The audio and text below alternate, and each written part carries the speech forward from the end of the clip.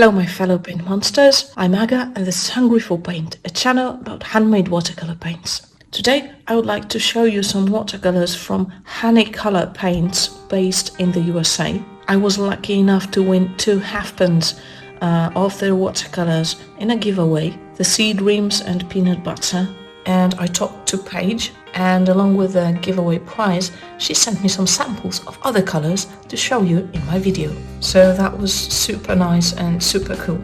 I've got 5 non-shimmer and 4 shimmer colors to show you. This time, for the first time, I decided to show you the shimmers on a black background. Some shimmer paints, especially the very light ones, don't really make much sense on regular white paper unless you just add them on top of other colors or mix them with other colors to add a little bit of the glimmer to them, because otherwise on their own they're borderline invisible, but on the black paper on the other hand they're quite lovely.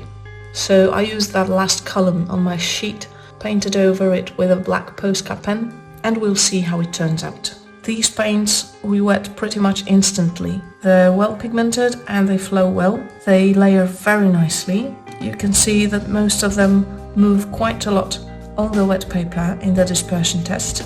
So you can expect them to mix and blend very nicely if you're using them on a better quality watercolor paper. In general, I like the colors a lot. I'm looking forward to making the color mixing video next week. I think it's going to be very interesting. Sapphire Blue is a very nice, quite dark ultramarine with a pretty strong texture. Rusty Red is an iron-based paint, so it re-wets super easily, can get very intense and dark. It moves in the water a lot, and surprisingly it doesn't stain much. The color doesn't transfer much.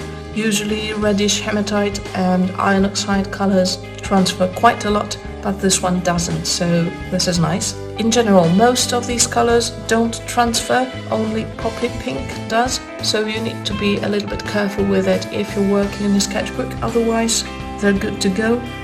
When it comes to the shimmers, the glittering particles are going to transfer a little bit, but the color itself is mostly going to stay. The pink shimmer only stains a little bit. And the shimmers look absolutely stunning on the black background.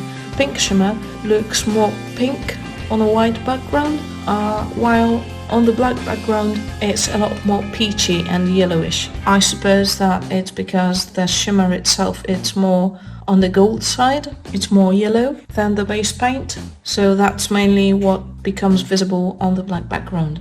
Yellow shimmer is very opaque, even with a single layer. With all the other shimmers I tried, you need to build them up a little bit to get that full opacity. All in all the shimmers are not that great for layering, although pink shimmer and lilac shimmer glaze quite well for shimmers, but that's pretty much what it's always like with sparkly paints.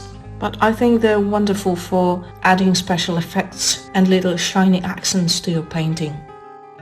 Overall, these are solid, good quality paints. They're well pigmented and easy to work with, and they're quite affordable as well, priced at less than $8 a pan. And Paige also has dot cards and travel palettes. They're like sample size palettes basically, so they let you try out these paints in a very affordable way.